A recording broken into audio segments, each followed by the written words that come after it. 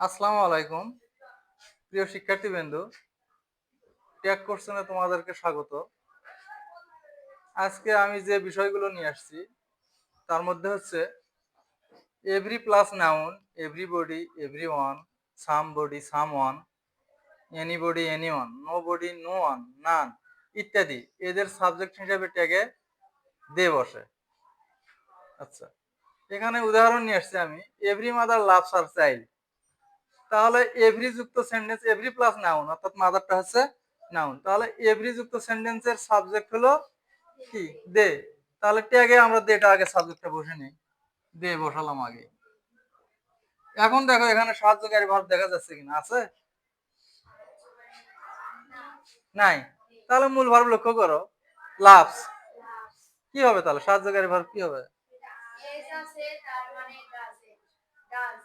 এই ভুলটাই তোমরা করবে যে ডাজ বসাবে, এটা আবার ব্যতিক্রম। দেশ সঙ্গে কিন্তু ডাজ বসে না, সে হিসাবে এখন এখানে কি বসাতে হবে?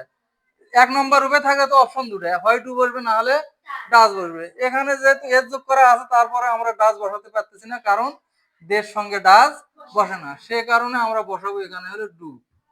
নট নাই যেহেতু, তাহলে ডন্ট হবে, ডন্ট দে। আবার দেখো একই ভুল এই সেন্টেন্সে তোমরা করবে, নোবডি ইজ দেয়ার। এখানে সাহায্যকারী ভার্ব কিন্তু দেখা যাচ্ছে, ইজ দেখা যাচ্ছে, তাই না? তাহলে কি হবে? তাহলে দেখো ভুল যেটা করবে, আচ্ছা নোবডির সাবজেক্ট কি? নোবডির সাবজেক্ট কি? নোবডির সাবজেক্ট দে, যেটা বসে নেই আগে। আচ্ছা, দের সঙ্গে ইজ বসে না, তাহলে কি বসবে? অ্যামিজার, এরা কিন্তু তিনজন, বুঝা গেছে? অ্যামিজার, তাহলে দের সঙ্গে বসা হলো আর। আর আর দেখো নট বসবে না, কারণ এই নো বডির মধ্যে নট আছে। নো বডি ইজ দেয়ার, সেখানে কেউ নেই, তার মানে কি নেগেটিভ সেন্টেন্স।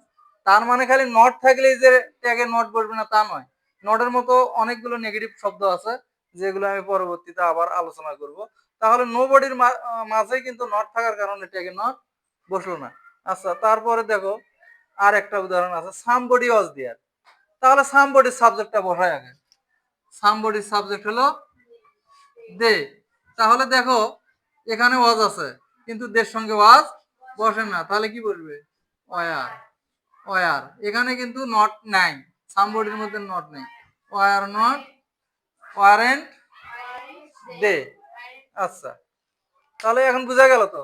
তার মানে কি এই অপশনটার হলো সাবজেক্ট দে, দের সঙ্গে এখানে আমি আগে বলছিলাম যে সাহায্যকারী ভার্ব দেখা গেলে সেটাতে ট্যাগে নিয়ে যেতে হবে, কিন্তু এটা ব্যতিক্রম, এখানে দেখা গেলেও সেটা নিয়ে যাওয়া যাবে না, সাবজেক্ট অনুযায়ী সাহায্যকারী ভার্ব বসাতে হবে। আচ্ছা, এটা একটা অপশন গেল। তারপরে দেখো এভরিথিং, এনিথিং, সামথিং, নাথিং ইত্যাদি এদের সাবজেক্ট হিসেবে আবার ট্যাগে কি বসে? ইট বসে। তাহলে দেখো এভরিথিং ইজ ক্লিয়ার, তাহলে এভরিথিং এর সাবজেক্ট কি? ইট।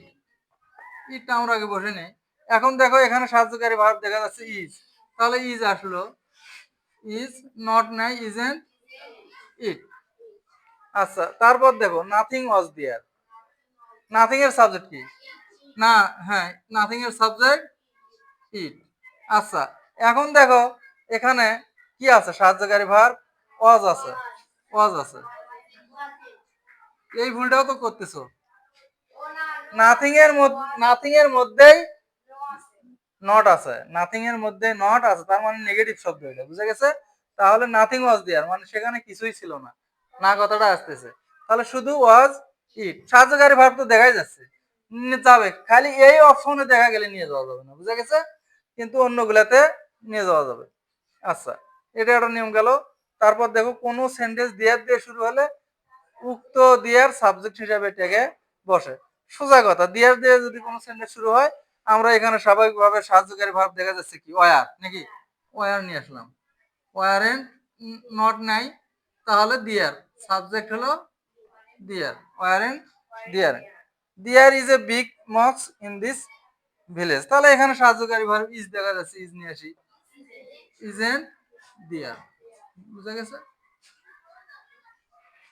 ঠিক আছে, তাহলে বোঝা যাচ্ছে তো নাকি? আচ্ছা, তাহলে